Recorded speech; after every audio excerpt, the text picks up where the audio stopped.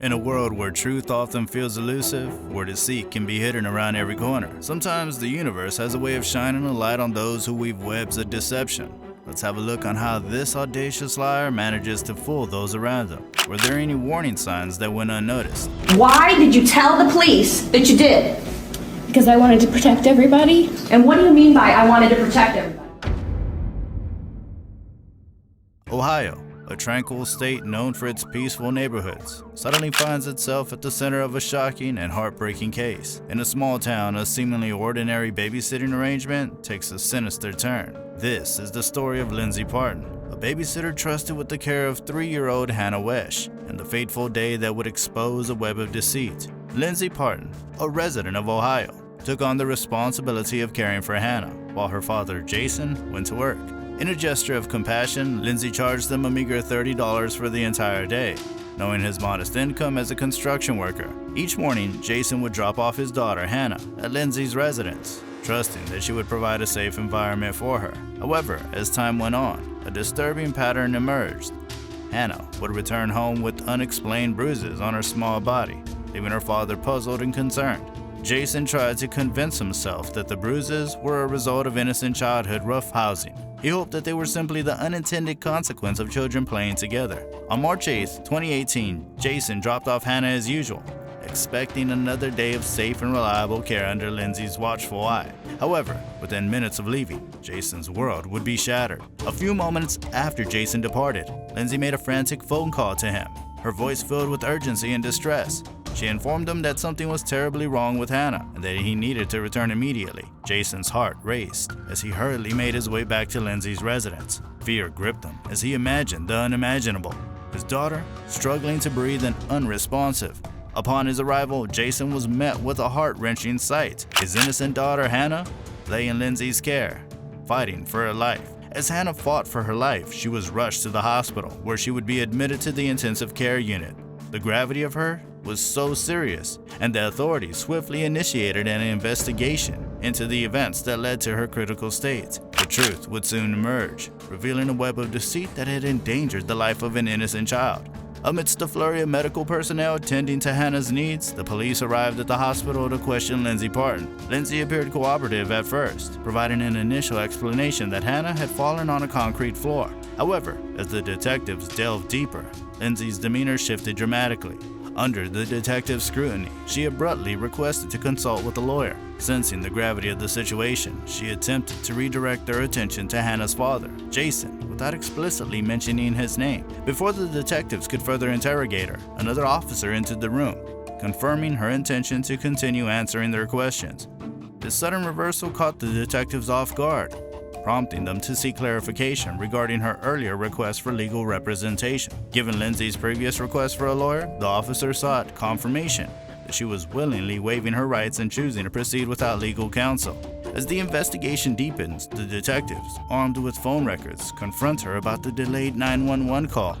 They discover that her call to emergency services was made over an hour after Jason had returned to check on his daughter. Perplexed, they demand an explanation for the delay in seeking help, but the detective realized the mistake in his examination of the phone records. It turns out Lindsay did make the 911 call shortly after Jason's return, not an hour later as initially believed. Uncertain of their next steps, the detective leaves the room to confer with fellow officers, recognizing that they lack sufficient evidence to hold Lindsay any longer. I want to call my lawyer. I'm completely, honestly telling the truth, and I would never lie. I wouldn't lie to anybody. Yeah.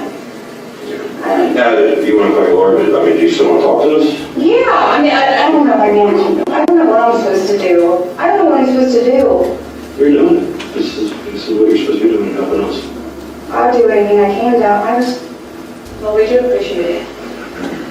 I'm telling the truth. I swear to God I am. I am not lying to you. I do not lie. I would not lie. With no further evidence to keep her in custody, the detectives reluctantly returned her phone and allowed her to go home. However, their suspicions remained, prompting them to summon Lindsay for another interview the following day. In the subsequent interview, she recounts the events of the day when Hannah was injured, passionately describing her version of events. She claims that Jason dropped off Hannah. As she removed her coat, the young girl approached her, only to trip and fall. According to her, she immediately contacted Jason and subsequently dialed 911 to report the incident. The detectives face a daunting challenge as they reconcile Lindsay's narrative with the physical evidence. Hannah's injuries do not match the versions of events provided by Lindsay, casting doubt on the credibility of her story. As the investigation into Hannah's distressing condition intensified, the relentless efforts of the detectives began to uncover compelling evidence. It was a race against time to reveal the truth behind the young girl's injuries and the events that transpired under her care. Inside the interrogation room, the detectives confronted her with the results of Hannah's examination. The doctor had determined that the primary injury to her head was a result of blunt force trauma. The timeline reconstructed by the doctor indicated that the severe trauma occurred around the time Hannah was dropped off at Lindsay's residence. Here's one thing this is from a senior neurologist. Okay? Yeah. He's telling us that the brain injury that she sustained was absolutely not 24 hours prior or even an hour prior. The injury that caused this, or the incident that caused this brain injury was immediate. Cornered by the mounting evidence, she found herself face to face with the detectives. They offered her an opportunity, assuring her that they did not believe she intentionally harmed Hannah. However, they emphasized that she possessed critical information about what had transpired during the crucial hours between drop-off and Hannah's collapse. Desperate to deflect suspicion and maintain her facade, she hastily constructed yet another lie to account for Hannah's sudden collapse. The detectives, aware of her deception, urged her to be truthful, assuring her that they believed the incident was an accident. Undeterred, she weaved another intricate falsehood, claiming that she was holding Hannah when both of them accidentally fell to the ground. Despite her attempts to manipulate the situation, the detectives remained steadfast in their pursuit of the truth. With each lie Lindsay fabricated, the detectives saw through her deception. The injuries discovered were inconsistent with her explanations, further eroding her credibility. It was clear that Lindsay was trapped in a web of deceit, with the detectives determined to expose the truth that lay beneath her tangled lies. What caused this? She fell on the door and hit the concrete step. When? Thursday morning. Walking into the house? Yes. Tell us about it. Take us through it. Detail. So when I opened up the door, she was coming through and she slipped on that concrete step and the metal part. She hit the metal part on her eye.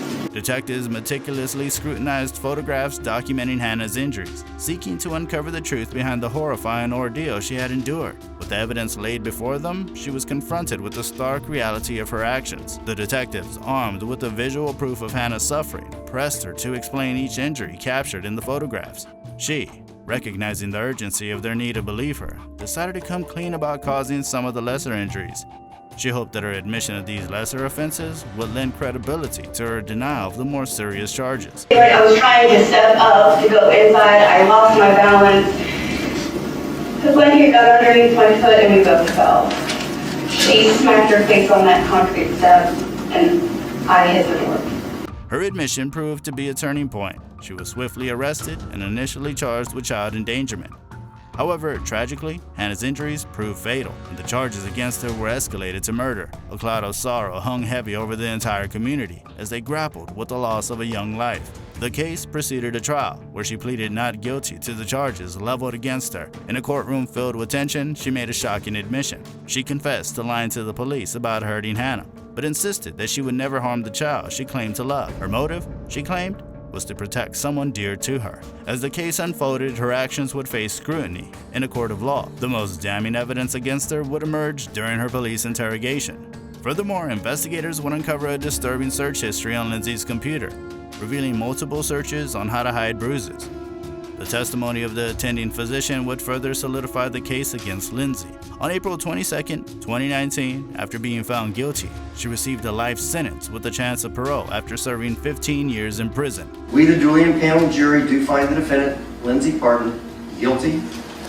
All 12 signatures accompany the verdicts. Ms. Parton, you and your attorneys may have a seat. 15 years in prison? Crazy, right? But not as crazy as the woman who has to spend her entire life in prison. Click that video right here.